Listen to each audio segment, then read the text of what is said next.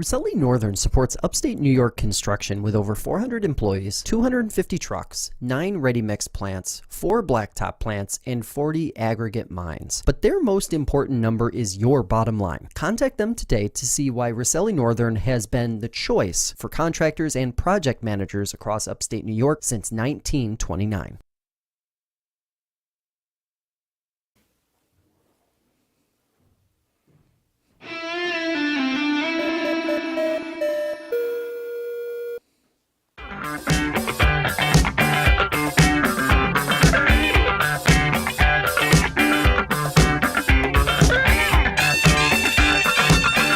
The 2024 football season is upon us, and that means the return of the FL1 Betting Podcast here on FingerLakes1.com. I am Paul Russo. Welcome back in, everybody. And once again this year, I'm joined by Jim Sinicropi and Kyle Evans. Plenty to get to today on the podcast. We got futures bets that we're enjoying here as we are, well, technically 7 days out of the NFL season upon us. We got college football already in full swing, and that college football, a little bit of a new landscape going on. So plenty to get to. And, of course, our picks of the week making the return, but more on that in a little bit. Jim, Kyle, happy football season. Yeah, here we go. I mean, it started to feel a little bit that way around here weather-wise. And, week 0 last week of college football, which I didn't really pay too close attention to. But full slate this weekend, NFL next weekend. I got my fantasy draft on Tuesday. It's all starting up again. Mm-hmm. Yeah, summer is great, but, man, September, October, in my mind, best sports month by far. You got playoff baseball eventually. Hockey starts. NBA, of course, I know. Not a big fan here, especially you. Yeah. But just overall, having every sport every night, it's very enjoyable other than just baseball, even though I do love baseball. Yeah, it's been kind of a slow month, unless you're into politics. Yeah. Yeah, the dog days of summer for baseball. Outside of that, unless you're, I guess, a motorsports fan, there's not an uber ton really going on. You got a little WNBA action, and I guess maybe the high coming off the Olympics, especially this year. Golf. Obviously, subsides golf. That's the only betting I do from once the NCAA tournament ends till, well, actually, I probably threw a couple bets on NBA playoff games here and there, but did really well in golf. I had a couple of huge wins where my main thing was I would, after the first round or sometimes even the second round, I would pick a winner. Usually, sometimes it was Scheffler, which was always a good bet. Yeah. But the odds weren't good. But I hit on a couple longer shots who were maybe 5 shots back going into the weekend. Davis Thompson was one. But anyways, I had accumulated a pretty nice balance. And then biggest betting tip I have is, like, when you win, withdraw. Yeah. Withdraw money. You don't have to withdraw it all, but if you have a big win, at least withdraw half of it, because if you don't, you're eventually going to lose it all. Even if down the road you have to deposit more, take some out once in a while. Because I say 90% of people who deposit into DraftKings never withdraw. No. Yeah, it's one of those things where I probably don't do a good job about that myself even. I tend to probably let it sit for too long in a sense. Then by the time, it comes back around, either, half the pool, half the bankroll of it is gone or something like that. So. And when you got that bigger balance, you're more apt to bet more than you should or bet more often on things you don't feel good about.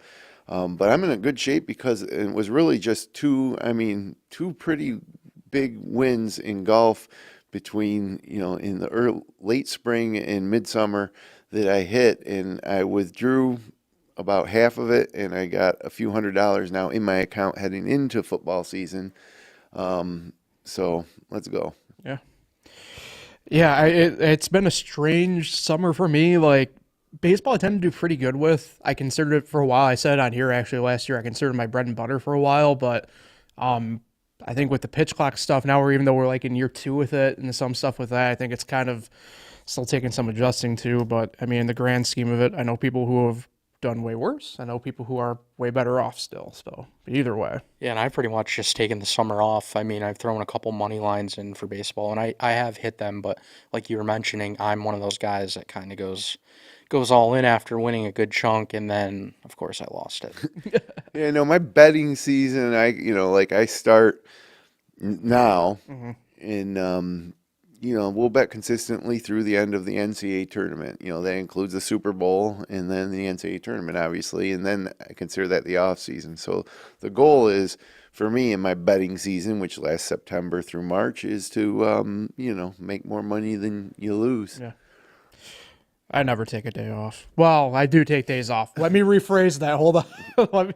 I do take days off. I don't technically have an off season myself, but I'm a sicko that way. So let's get into this. I want to start in the future side of things here. For episode 1, we talked about futures a lot last year. Not to get too far in the weeds on that sort of explanation again, right? But I always call it kind of an investment of sort, if you will. You're going more for that length, the whole season, obviously, on these bets. Whether you look at it as Super Bowl champion to division champion, stuff like that, stat leaders of various varieties, things of that nature. It's interesting because my first reaction when I was looking at some of the future stuff over the course of the past couple days, the vibe I'm kind of getting, and maybe I'm off base with this, and I don't know if you guys have a similar feeling, kind of feels like things are a little bit wide open-ish this year in certain spots and certain plays. I feel like the only... You talking about NFL? Yeah. Here? Yeah. The only one I think I saw that I was just like, absolutely not, I don't see anything here that might be worth a squeeze in a sense, was the AFC West division champion, which Kansas City I saw was going off at minus 270. So, I mean, that's a pretty big gap. It's the biggest one in terms of division champs that I saw anyway going on. It's just giving me the vibe this year that I kind of feel like some things are wide open, and this might be a year where you can take maybe a little bit more of a risk on maybe some of the longer shots. When I look at NFL futures, I'm looking at win-loss totals. And you know what I don't love is this is on DraftKings. So I think Denver Broncos are at like 5.5 wins. Yeah. I like the Broncos to win more than 5.5 games. Just Sean Payton is obviously a seasoned coach. And I think they won 6 games last year with to place the over on that, it's like minus 180. Mm-hmm. So what the heck? Right. And then if you want to tease it up to 6.5, now you need them to win 7, and the odds are only like plus 110. Yeah. So I am always looking at odds, and I get upset when I hear the Broncos are 5.5 win over under wins, and then I go in planning to bet the Broncos, and I see it's minus 170 or whatever the heck it was. I usually don't place the bet, and then you find that across when you look at these wins and losses. Whether it's Arizona Cardinals, who I think are going to outperform compared to last year, and a few other teams, they're all at minus odds, somewhere minus 140 to minus 180 on the side I want to bet. And, it's frustrating a little bit. Yeah. Now, to caveat that a little bit, one of the things we did talk about a ton on here last year, and we'll reiterate it again right now, is the fact that at least in New York and pretty much every other state, you do have the availability to kind of shop around a little bit. Yeah, and I don't do that. Try and find, different books with different odds. I know for me, personally speaking, I haven't been using DraftKings a ton, only because the news surrounding them's kind of pissed me off a little bit, to put it bluntly. FanDuel, Fanatics, those two have been my go-tos pretty much. I might open a FanDuel account this year because I have we play cards, poker every week on Thursday nights in the winter, and we're watching the Thursday night game, and I might go to place a live bet, and another guy that I play with is on FanDuel, and he will have better odds on the same bet than I did, and it happened more than once. Yeah. So I agree. Shop it around. I'm just. If you have the availability to, yeah, which we do, but to me, I don't like having all these accounts. I like to keep it organized, but yeah, maybe DraftKings might be losing me here because it's get better odds elsewhere, it seems like. Right. Yeah, Kyle, for you, when you kind of look at futures a little bit, what kind of really tips you off or something like you want to really get into, or maybe the exact opposite, like I'm staying away from that? Well, he kind of nailed it. The under for win total, like the Patriots, for example, I don't think they're going to be good, but 4.5, and then it's minus 135. Like, I don't really want to go super high with them because I don't think they're going to be good. But betting that just doesn't really make a whole lot of sense to me. You And had about $10 to win, 8.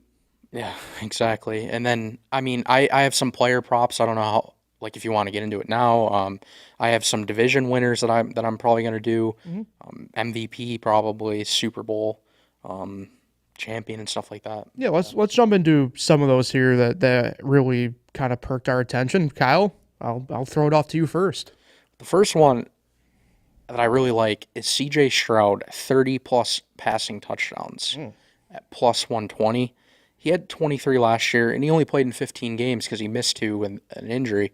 And adding Stephon Diggs, I think, is going to be a difference. Nico Collins and Tank Dell, obviously, were pretty good last year. Even Dalton Schultz got into the mix. So for C.J. Stroud, who airs it out a ton, you're telling me that he can't get 30? I think that's a lock. Do you want me to get into the rest of them? Yeah, let's get the futures out of the way before we give our weekly bets, right? Yeah. The other one that I really like, the player prop again, is Josh Allen, 10-plus rushing touchdowns. I just don't see how this wouldn't hit, considering that the wide receiver room is definitely more a question mark. You don't know who's going to kind of lead the way this year. And when Josh gets inside that 5-yard line, you know he loves to run. So I think that's, by the way, he had 15 last year. So I think that's a pretty good bet. I might be as confident as with the Stroud pick for that one, too. And then Matthew Stafford is my final one for just player prop-wise. 25 or more passing touchdowns. He had 23 last year, and he missed a couple games as well. Cooper Kupp wasn't healthy the entire year, and look what Puka Nacua was doing last year. So I'm kind of sticking with ones that I think aren't crazy high, and I really like them. And in fact, I'm parlaying them $10 to win 93. Love it. Yeah, I mean, I'm with you on like the Allen one and the Stafford one. The Stroud one, I don't know about the Texans this year. Maybe that's a different discussion here in a little bit. Yeah, I got a couple player ones too that I'm really intrigued by. You're going to probably learn as the year kind of goes on this podcast. I'm not going to be super high on the Jets unless they really just come out and actually show that they're as good as everybody's kind of saying. But I do like Breece Hall, the NFL leading rusher on the year, plus 950. Maybe it's just me. You kind of see what Aaron Rodgers can do at age 40 with more or less one leg. We'll kind of see what happens there. A.J. Brown at the NFL's leading receiver at plus 1,400. Give me 14-1 odds on that one. I'm kind of liking that one as well. So a lot of receivers out there. Yeah, but I just, for what A.J. Brown does, and, kind of flying on like they had Justin Jefferson above him. And I don't know what the situations will be like in Minnesota this year, but I just know I don't like expecting Justin Jefferson to put up maybe the numbers he's used to putting up in that scenario. Other than that, I kind of got more team future bets on this one. So, Jim, I don't know if you have any player ones exactly you want to tag along. No, I wasn't thrilled with the futures market when I was looking at it. And I didn't spend a ton of time, partly because the NFL season's still a week away. But been preparing for my fantasy draft. Love it. But, yeah, what do you got? Yeah, so team-wise, I'll kind of start here. So, again, kind of goes with you guys, although I think part of this for me is you can probably step up your bet a little bit just so you can make a little bit more money on these. The Buccaneers over 7.5 wins, minus 132. I like that. I'm probably more high on the Buccaneers than a lot of other people are, but I view the NFC South this year. I mean, it's normally, as we know, it's a crapshoot anyway. But I think, there's a lot of hype surrounding the Falcons. I just don't fully know if they're going to be able to withstand that. And we know what the Buccaneers are. They didn't really lose a ton of people. They didn't bring in a ton of people. It's a lot of the same people they had last year. We know what a Baker Mayfield quarterback team can do. Mike Evans and Chris Godwin might be the most underrated duo wide receiver core in the league. I think 8 wins for them is pretty attainable, in all honesty.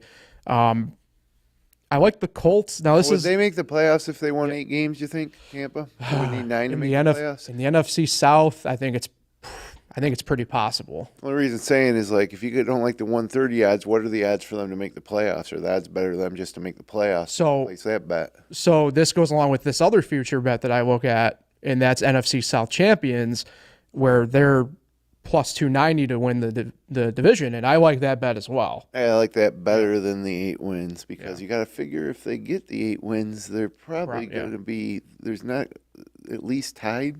Correct. So it's just I'm a big on the odds. It's just I think that's a big part of the bet that a lot of people miss. Mm-hmm. And then a couple of the other ones I really like. Not to again, this kind of goes back to what I was talking about, but with the Jets, but not to make everybody around here even more potentially upset at me. Dolphins AFC East champions plus 210. I like that a lot. The crazy part about it is they have the third longest odds in that division. The Jets plus 160, Bills plus 195, and then the Patriots have the longest odds at plus 2,600. So I mean, I could make a case for the Bills, Dolphins, or the Jets to win that division this year. Yeah. And then I'm going to do a little bit of sprinkle on this one. Again, I brought this up, piggyback off of you, Jim, a little bit. Cardinals NFC West champions. They have the longest odds in that division at plus 1,300. I really think that this is a team that is getting not slept upon, but if they stay healthy, I can see them making some noise in that division. Maybe, I don't know if I see them maybe dethroning the 49ers, but I could see them definitely above the Seahawks and above the Rams. Yeah, okay. Yeah. Well, fortunately, they got to deal with the 49ers too. Correct. Well, it's more the value play on that one more than anything else. Yeah, I think the 49ers might be a little overhyped coming into this season, even with like the Ayuk situation and they're maybe a McCaffrey injury away from taking a big step down. Brock Purdy's still their quarterback. Meanwhile, the Cardinals, Kyler Murray, I don't know how many of my fantasy football league mates watch this podcast, but, I'm targeting him as maybe a quarterback I could get a little later than the elite tier. Industry secrets being shared right now. And he could be, he could have an elite type of season statistically. Marvin Harrison Jr. comes in. Mm-hmm. Is he going to immediately, as many people expect, be a top 5 wide receiver in the league? And James Conner, guy gets overlooked. He's a workhorse. Again, injuries. I'm high on the Cardinals. I don't know if they'll win the division, but I do. I'm high on the Cardinals this year. I'm with it. I like that. And the thing too about futures here, before Jim, I toss it to you here for maybe a couple that you also have. You can pretty much bet these at any time during the year too, as everything fluctuates, right? I mean, get out of week 1, week 2. We talked about a little bit last year, even. That's when you can also maybe get something like, say, some of these teams that we're discussing, right? Dolphins, even the Bills, something like that, right? Say they all of a sudden start 0-2, and all of a sudden, I love that. All of a sudden, those odds get juiced up, and because they're not going to actually be 0 for the whole time. That goes along with my strategy for betting the golf tournaments because I like to watch golf tournaments and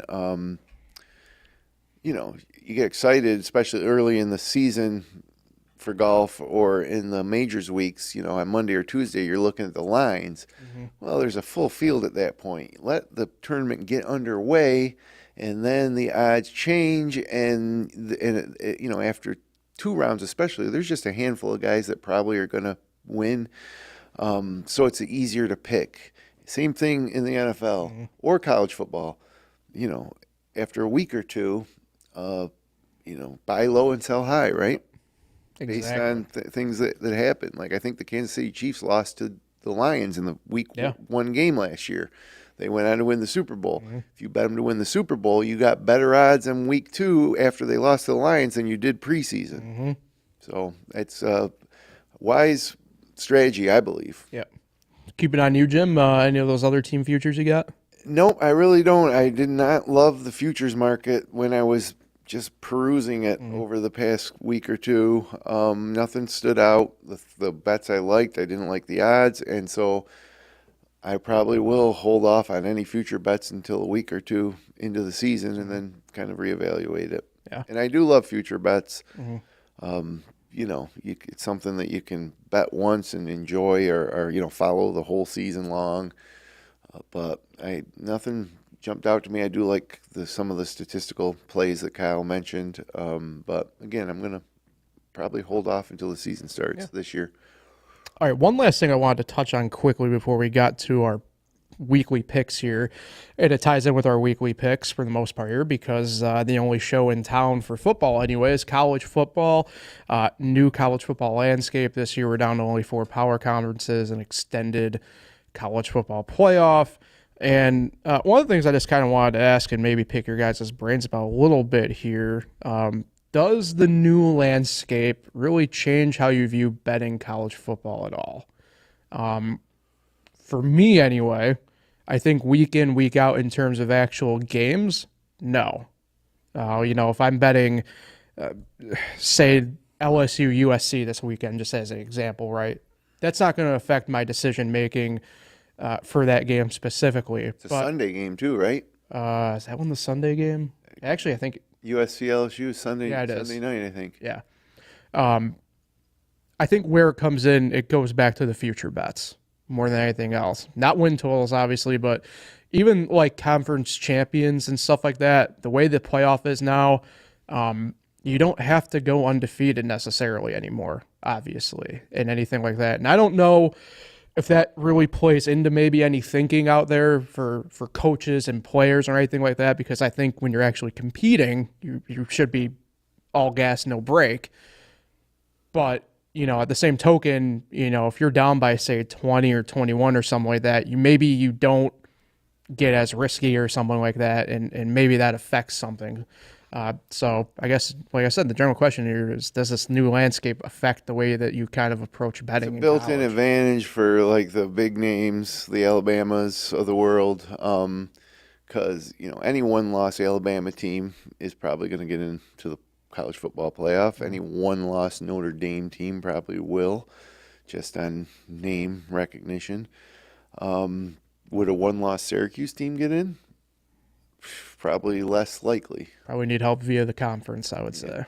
So, even though they did expand it, which is great, I still think that it favors the cream of the crop when it comes to college football, the traditional powers, a little bit more over the little guy. Now, a little guy can get in there and maybe decide on the field. Like a James Madison went undefeated last year, so they would have been in the playoffs. They probably, right? Yeah, it would have been down between them and Liberty, and I know last year Liberty got the New Year's Six bid for the G5 schools. But, yeah, I mean, this opens up the door, obviously, for perhaps multiple even sneaking in some way, somehow. Yeah, so, Florida State lost last week in week 0 to Georgia Tech, but they still have a strong chance to make that 12-man playoff, I think, where if it was last year, they'd still have a chance, but could a 2-loss Florida State team make it if they won the ACC? Would need a lot of help, and no. I don't know. If they won the ACC. Let's 2-loss? Yeah. I mean, they won the ACC as an undefeated team last year, and they said no to them, so. Yeah, but it was the. Oh, you're talking about this year. This year, 12-man. Yeah, well, yeah, I mean, they win the ACC, you get locked in. It's an automatic bid if you win that ACC championship game. Okay, so. Well, given the automatic bid for conference champions, that does help a lot of teams. But of course, you can't lose too many games, or you won't make the conference championship game. But it's definitely different. We'll see. It does open up for more people, but I still think that it is favoring the elite schools who will get the benefit of the doubt and get the automatic bid with 1 loss, sometimes maybe even 2 losses. Yeah. Over a team from the Sun Belt Conference with 1 loss, or maybe even undefeated. Right. Although undefeated, if you go undefeated this year, you're probably going to make. You're getting in, yeah, definitely. Do have a couple college futures I want to throw out there really quick. Jim, you mentioned Alabama. They're one of mine that I love. Over under of 9.5 wins. I like the over at plus 116. Oh wow! FanDuel. It's because they play in a tough conference, right? SEC. Well, I think kind of part of it. I also think part of it is the whole, first year under Kalen DeBoer. No more Nick Saban. Yeah, that's true. There's a lot of noise around Ole Miss and a couple other SEC schools. I don't know. At the end of the day, Kalen DeBoer's a really, really good coach, and that still is a really good Alabama roster. And you mean to tell me that, they think it's underdog opportunity to go 10-2? Kind of like that opportunity for the Crimson Tide. And then speaking of the Sun Belt, Appalachian State over 8.5 wins is also plus money, plus 112. I like the over on that one as well. So I got a couple other kind of scattered. It's not very strong. Yeah. Yeah, like you take my daughter's at James Madison this year as a freshman, and they had a great year last year, and so just looking at their football program, there's a lot of excitement about it going into this year. But guess what? Like the head coach, a lot of the best players from last year are gone. Yep. So they're kind of like resetting. It's a nice culture and everything, but yeah, we'll see. I mean, I'm going to attend at least one JMU football game this year. Go Dukes. I'll report back. Their new head coach is the guy from Holy Cross, right? Cheney. So I don't know. I don't think they'll drop off as bad, but I don't know. We'll see. Usually it seems like that has a special season like that. It's tough to replicate. True. Especially, when you're a mid-major. But newly minted FCS or BC, they 2 years. Yeah. This will be their third. Out of probation, though, now, so they can just get outright into bowl games. So Yeah, even though they skirted that rule last year. Well, shout out to the academics. All right, let's get into our picks of the week then, shall we? Like I said, it's an all-college slate, unless, you went completely off the board and bet NASCAR at Darlington, the FedEx Cup stuff, WNBA. So I like Sam Burns in the FedEx Cup. He's about, 5 or 6 shots back. But my God, you got to beat Scheffler and Schauffele, who have a 4 to 5 stroke lead on you. Mm-hmm. But it's 4 rounds. But yeah, again, I'm probably not going to bet that until after the one round of play. Yeah, Jim, you want to give your picks first? I got a lot of them in case there's duplicates. I don't know if you guys got just 3 solid. I myself have 3 picks for the week. Why don't you go ahead and lead us off? All right, so I actually am kind of rolling in the all underdog kind of theme this week. I'm taking West Virginia getting 8.5 points at home against Penn State, and I see the Penn already in motion over there. Well, I'm just noting it. Okay. I did not pick that game. Fair I enough. didn't, but I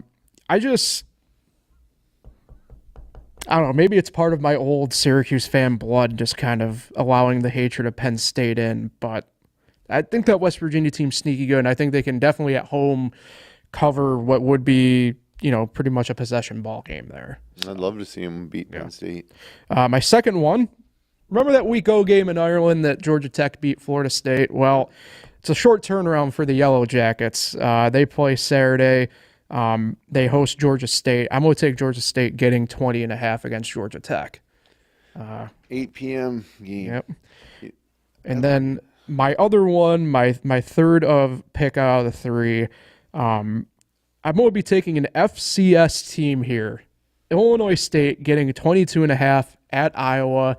Iowa without Kirk Ferentz, suspended 1 game. Interim head coach is his son, Brian, who is one of the most inept offensive coaching minds I've ever seen at a high level of sport. And it's Iowa. I just don't see a way that they put up enough to cover 22.5 points against even an FCS team. So that is what I'm rolling with for my picks this week. All right. Yeah, I mean, I don't have college football because I would be dumb because I don't know anything about it.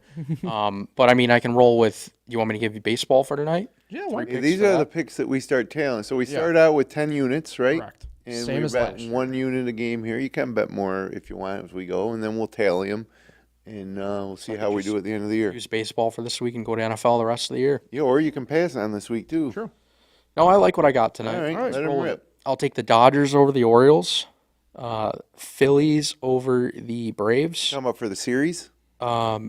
just like money line. Tonight. Yeah. The Oh, game's tonight. tonight's games. Yeah, yeah. Okay. That'll just be my 3 for the week. Okay. And then Royals over the Astros. Ooh, I like that one. Yep, underdog. Let's roll with it. All right. Look at you go on that one. Go ahead, Jim. The floor is yours.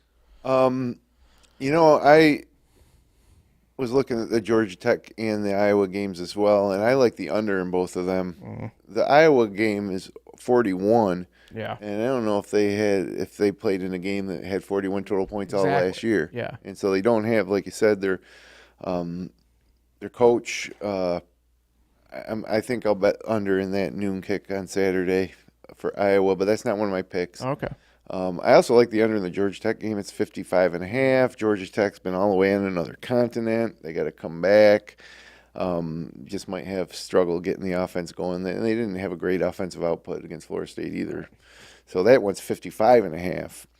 But I like Florida State. This isn't my pick either, just some other games I was looking at. I like Florida State 16.5 favorites at Boston College, Monday night 7:30. I just think they're going to try to make a statement after the loss, and I just Boston College. No. I'd love nothing more, side note, not to interrupt, but I'd love nothing more if the Bill O'Brien era in Boston College began with like one of the fattest losses of all time. Yeah, that would be nice. I do not enjoy the Boston College at all for a million reasons. I like Houston minus 2.5 against UNLV at home Saturday night. Watching that game as a Syracuse fan because UNLV's on the Syracuse schedule, which is an oddity. We're going to UNLV. Syracuse is. Yeah, that is. What's the line in the Syracuse-Ohio game? We can't bet it here. No, 17.5. Yeah, I'm about to say. I saw 17.5 a couple days ago on ESPN. If you live out of state, load up on the orange. I think the Brown era is going to get off to a rollicking start. Kyle McCord, is our starting quarterback, and we're playing Ohio in the dome, the renovated dome. It's going to be loud and packed, and everybody's so excited. It's the only game this year on the schedule I can't attend. Yeah, well, it's probably going to be hot in there too. That's a fair, yeah. I mean, although no, they got air conditioning now. That's true. Yeah, I'll believe it when I see it. Yes.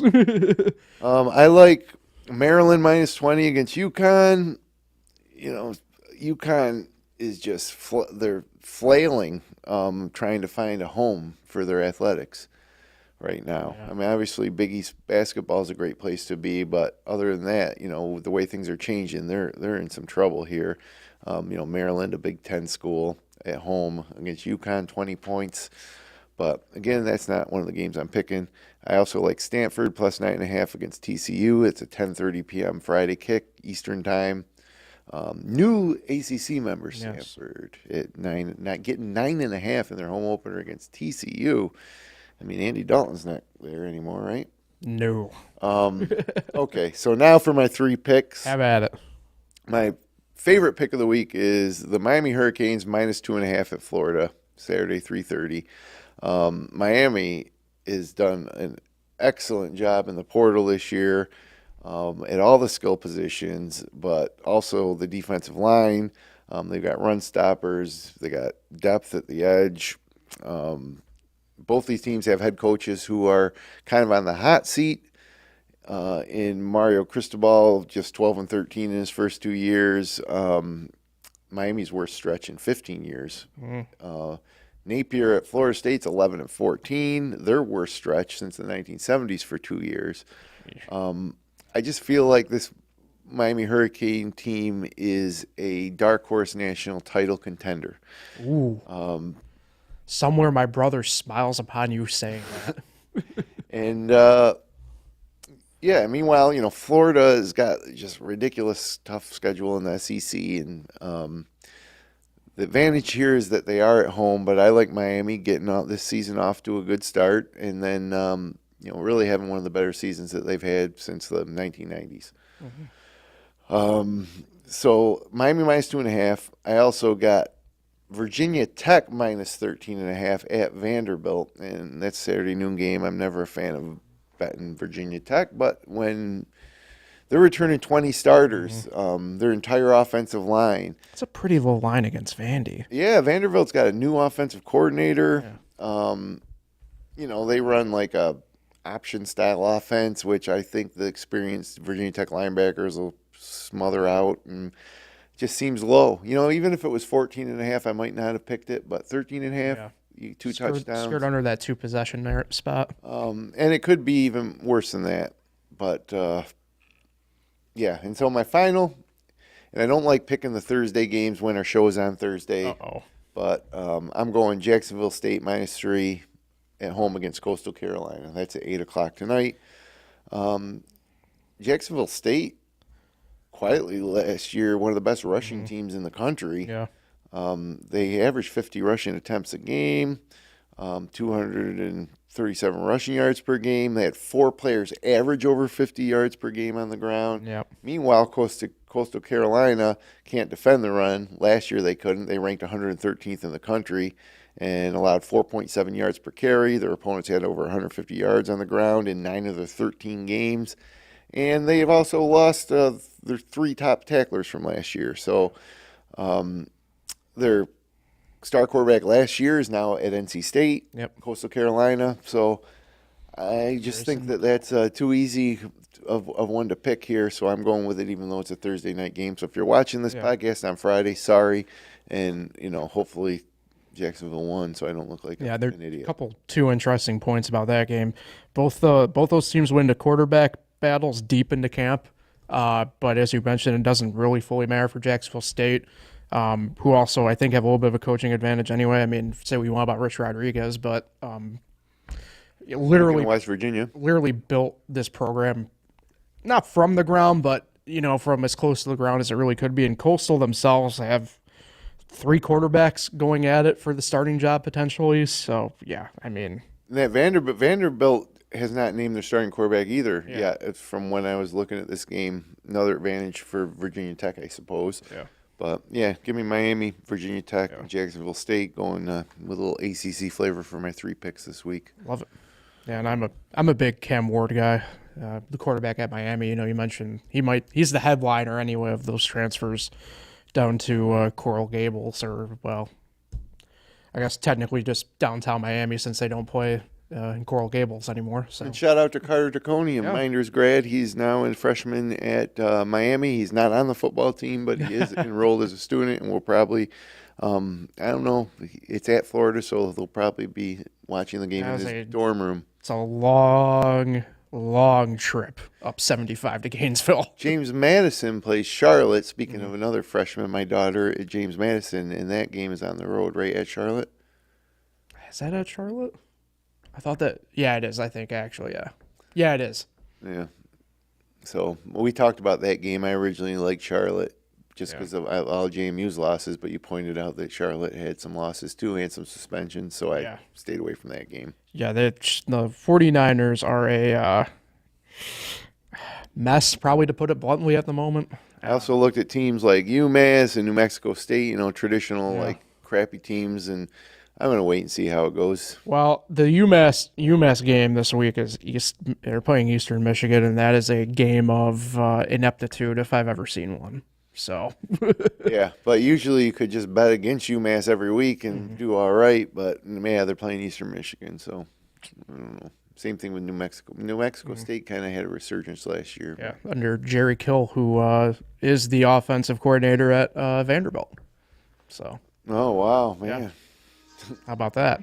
Kyle, any thoughts on college? No, but I can give you my long shot exact Super Bowl pick. Oh, go ahead. Which is plus 6,000. Give me the Texans versus the Lions. Wow. My. Okay. I think that would be, of course, I would want the Bills to make the Super Bowl, but if they don't, I think that would be fun. They both came close this year. I think the offenses would make for a good game, and both defenses aren't great, but solid, I guess. And I just think it would be a great Super Bowl to watch. Yeah, it really is wide open for the NFL season this year. It's going to be something. It's parity. Well, we talk about parity in that league, and then the Chiefs seem to win the Super Bowl every year. But, there is a lot of parity in that league. There's no teams that end up with 2 wins. Anybody can beat anybody any given week. I can't wait to start betting the games next week. It's also the hardest to bet because there's so much attention paid to it. Yeah. And we have a Friday game in Brazil. How about that? So Thursday, Friday, Packers are in Brazil? Yep, Packers, Eagles in Brazil, 8:20 on Friday night. Who plays Thursday night? Ravens, Chiefs. Oh, wow. So back-to-back pretty good games, I'd say, to open the year. I mean, Jordan Love was impressive last year, if you think about it.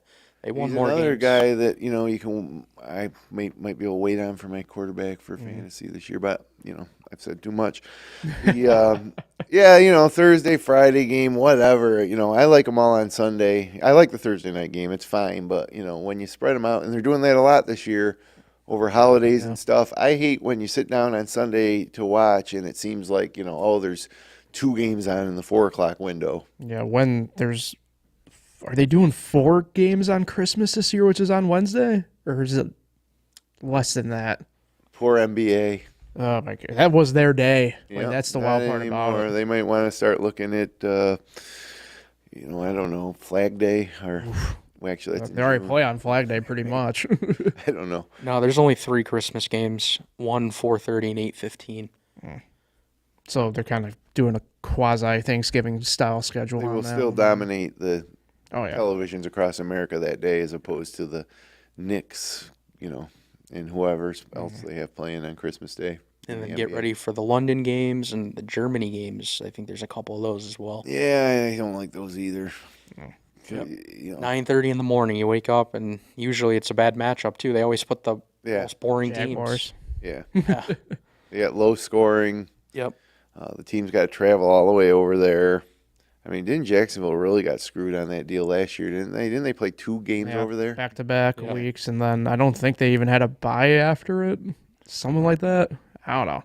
The fact that they didn't give all those teams buys coming back, like the Bills didn't have a bye coming off of their London trip last year, I don't know what we're doing. Now they want to add the 18th game, and I don't know. I don't necessarily mind adding the 18th game. You don't necessarily even have to eliminate a preseason game. You just, you want to. The preseason has become more an evaluation of guys who are on the bubble to make the roster than it is to get ready for the season. So if you go 18 weeks, throw a second bye week in there, it could work. But what are we going to have? The biggest bonus of that is the Super Bowl now would be on President's Week. Correct. So you could have it on Sunday and have Monday off. Most people would have Monday off, which is nice. But, also, what do we want to see? The NFL start playing football games in March? Yeah. Super Bowl going to be in March someday? Well, if they do the 18-game schedule, they're taking away Daytona 500 from President's Day weekend. And that's true. It's me. And I always used to like when the NFL season ended because finally, college basketball would get some attention. Yep. But football's king. NFL's the best. Getting excited for it. We got our Bills podcast coming up next Tuesday. We're going to do it. Yep. So there'll be a lot to talk about there. Previewing Bills Cardinals to open the year. And the season in general. Yep. Mm-hmm. So I think on that note, guys, we'll head out. Good luck to everybody this weekend. Make sure you subscribe on YouTube as well as all major podcasting platforms. Also, you can find all of our other podcasts that we do on those platforms as well. Good luck on your picks, everybody, this weekend. Have a great and safe, unofficial ending of summer, Labor Day weekend this weekend. Crazy to say. I'm going to St. Anthony's Festival. Are you? No. Oh. They don't have it anymore. Yeah, they have it at the parking lot. It's just the Italian Fest, yeah. Yeah, it's not the same. No. But enjoy the weekend, everybody. We'll talk again next Thursday. Good luck on your picks.